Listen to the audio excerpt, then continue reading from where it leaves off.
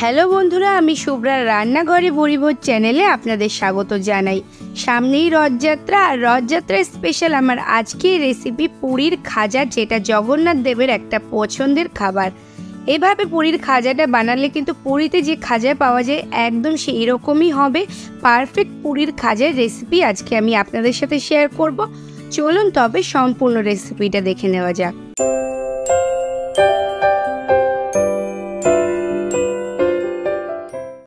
পুরীর খাজা বানানোর জন্য এখানে আমি প্রথমেই নিয়ে নিচ্ছি মেজারিং কাপের 1.5 কাপ ময়দা।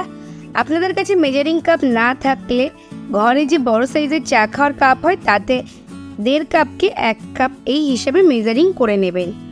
এরপর নিয়ে নিচ্ছি 1 চা চামচ উঁচু উঁচু করে ঘি, আর দিয়ে দিচ্ছি 3 চা চামচ পরিমাণে সাদা তেল।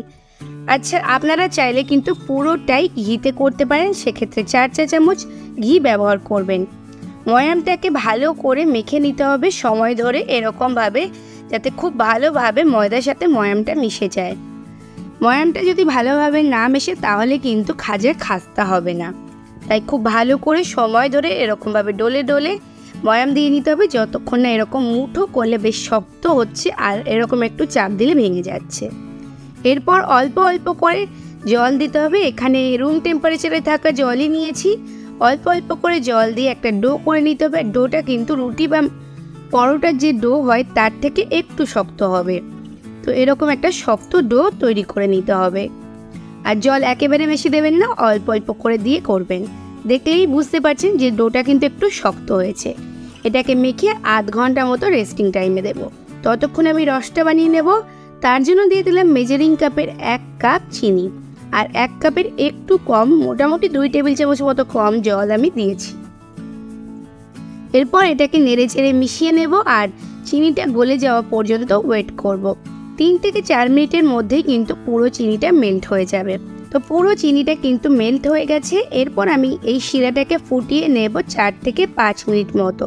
এখানে 2টো এলাচের দানা বার করে গুঁড়ো করে দিয়ে দিয়েছি। আপনারা চাইলে 1 চিমটি পরিমাণে এলাচের যে গুঁড়ো পাওয়া যায় সেটাও দিতে পারেন। নেড়ে চেড়ে মিশিয়ে নিয়েছি, 4 থেকে 5 মিনিট ফুটিয়ে নিয়েছি। আর এটার মধ্যে একটা যে তার হয় এরকম চামচে করে নেওয়ার পর সেরকম একটা তার হচ্ছে, দেখুন আঙুলে করে এরকম করে দেখে নিতে হবে। আপনারা দেখলেই বুঝতে পারবেন একটা তার হচ্ছে। তো এরকম একটা ঘন শিরা বানিয়ে নিতে হবে। তো আমাদের খাজার রসটা কিন্তু তৈরি হয়ে গেছে। এটাকে সাইডে সরিয়ে রেখেছি। আর এরপর নিয়ে নিয়েছি ময়দাটা। আধ ঘন্টা মতো রেস্টিং টাইমের মধ্যে ময়দাটা কিন্তু অনেকটাই সফট হয়ে গেছে। আবারও একটু হাতে করে ভালো করে মসটিয়ে নিচ্ছি। আর এটা থেকে রুটি পরোটা যেরকম লেচি কাটে ওরকম লেচি কেটে নিচ্ছি। এই পরিমাণে আমার মোটামুটি 5টা মতো লেচি হয়েছে। তো এরকম 5টা লেচি কেটে নিয়েছি। আর এগুলোকে এবার রুটির মতো করে গোল গোল করে বেলে নেব। রুটি আপনারা সকলেই বেলতে পারেন, ঠিক সেমভাবে গোল করে রুটির মতো আমি বেলে নেব। আমি একটা দেখিয়ে দিচ্ছি তাও আপনাদের, এরকমভাবে। আর যদি প্রয়োজন হয় একটু ময়দার গুঁড়ো ব্যবহার করবেন। আমি এখানে অল্প করে ময়দার গুঁড়ো দিয়ে নিয়েছি, দিয়ে একটা গোল রুটি বেরিয়ে নিয়েছি। আর এরকমভাবে কিন্তু 5টা লেচি দিয়ে 5টা রুটি কিন্তু বেলে নিতে হবে।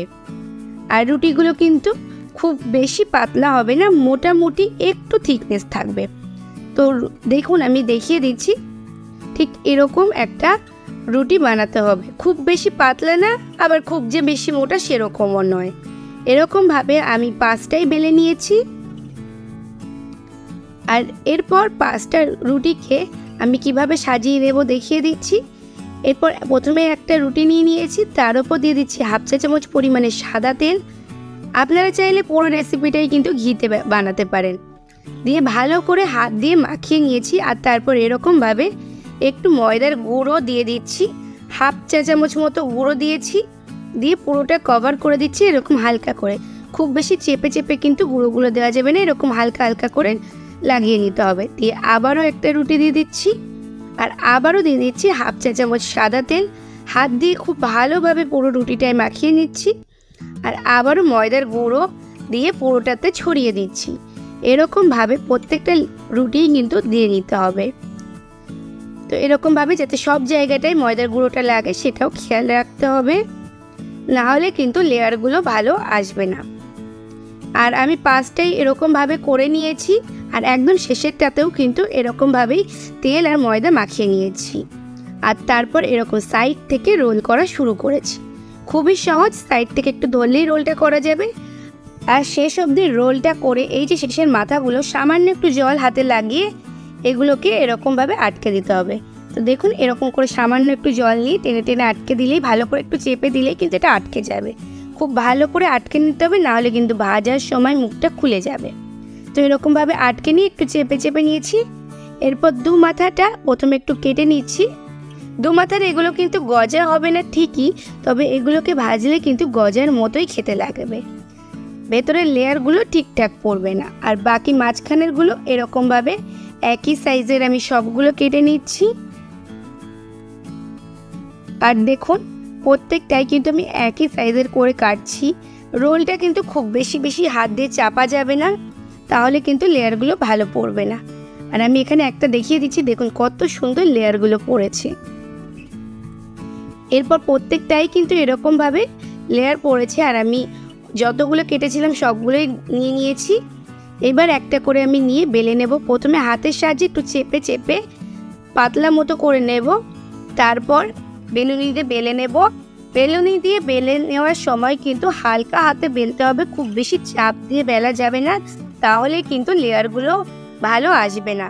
এরকমভাবে একটু লম্বা লম্বা করে নেব, গজা যেরকম লম্বা হয় ঠিক সেরকম। তো আমি ঠিক বলে বোঝাতে পারছি না, আপনারা দেখলেই বুঝতে পারবেন এটাকে কীরকমভাবে বেলা হয়েছে। ঠিক এরকমভাবে আমি আরও একটা আপনাদের দেখিয়ে দিচ্ছি। প্রথমে একটা নিয়ে হাত দিয়ে একটু চেপে চেপে পাতিয়ে নিচ্ছি, যাতে বেলতে সুবিধা হয়। আর এরকমভাবে একটু পাতিয়ে নেওয়ার পর বেলুনের সাহায্যে এরকমভাবে বেলে পাতলা পাতলা করে নেব। অবশ্যই আপনারা সবগুলো হালকা হাতে বেলবেন। আর আমি প্রত্যেকটাই বেলে নিয়েছি। এগুলো মাঝখানেরটা, এটা হচ্ছে ধারেরটা ছোট হয়েছে, লেয়ারগুলো ভালো আসেনি, তবে মাঝখানেরটা কিন্তু ভীষণ সুন্দর লেয়ার এসছে। এরপর আমি তেল বসিয়ে দিয়েছি কড়াইতে। তেল কিন্তু একদমই ঠান্ডা। সামান্য একটু ময়দা দিয়ে দেখিয়ে দিচ্ছি, এটা কিন্তু একদম তেলের তলায় পড়ে যাচ্ছে আর খুব সামান্য বুদবুদি উঠছে। ঠিক এরকম টেম্পারেচারের তেলই চাই, বলতে গেলে একদম ঠান্ডা তেলই আমাদের দরকার। কড়াইতে তেলটা বসিয়ে 30 সেকেন্ড মতো ওয়েট করে লো ফ্লেমে তারপরে গজাগুলো ছেড়ে দিতে পারেন। আর লো ফ্লেমেই রেখেই গজাগুলোকে ছেড়ে দিয়ে লো ফ্লেমে রেখেই ভাজতে হবে।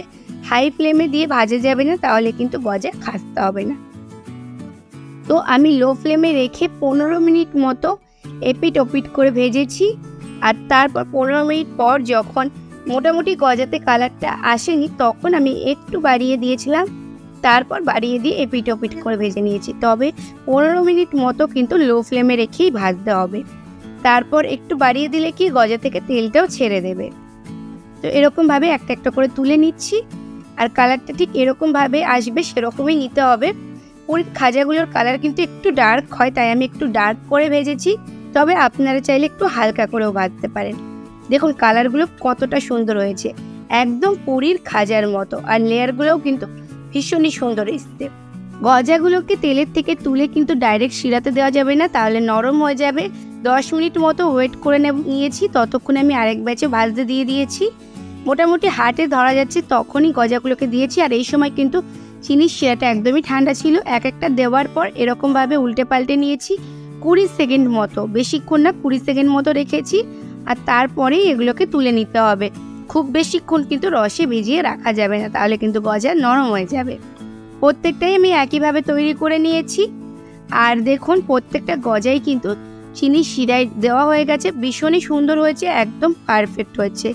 এটাকে কিছুক্ষণ রাখলে কিন্তু এই যে চিনির শিরাটা গায়ে লেগে আছে, এটা কিন্তু শুকিয়ে যাবে। আর একদমই পুরীর খাজায় যেরকম হয় সেরকমই হবে। আমি সার্ভ করে দিচ্ছি। আর তার সাথে আপনাদের একটা ভেঙে দেখিয়েও দিচ্ছি। দেখুন দেখতে যত সুন্দর হয়েছে, খেতে কিন্তু ততটাই সুন্দর হয়েছে। আমি একটা ভেঙেও আপনাদের দেখিয়ে দিচ্ছি। দেখুন ভেতর অবধি কিন্তু খুব সুন্দরভাবে রসও ঢুকেছে, আর লেয়ারগুলো একদমই সুন্দরভাবে এসেছে, প্রত্যেকটা লেয়ার বোঝা যাচ্ছে। বানানো কিন্তু খুবই সহজ, আমি যেভাবে বলেছি সেভাবেই একবার বানিয়ে দেখবেন, বাড়িতে একদম বাড়ি বসে পুরীর খাজার স্বাদ পাবেন। তাহলে বন্ধুরা আমার আজকের রেসিপিটা কেমন লাগলো অবশ্যই কমেন্টস করে জানাবেন। ভালো লাগলে লাইক এবং শেয়ার করবেন। আর যদি এখনও আমার চ্যানেলটাকে সাবস্ক্রাইব না করে থাকেন, তাহলে তাড়াতাড়ি সাবস্ক্রাইব করে পাশে থাকা বেল আইকনে ক্লিক করে দেবেন, যাতে পরবর্তীকালে চ্যানেলে যখন নতুন কোনো রেসিপির ভিডিও আপলোড করব সবার আগে আপনাদের ফোনে নোটিফিকেশান পৌঁছে যায়। আজকে এ পর্যন্তই, আবার আসবো অন্য কোনো দিন অন্য কোনো রেসিপি নিয়ে। ততক্ষণ ভালো থাকবেন, সুস্থ থাকবেন।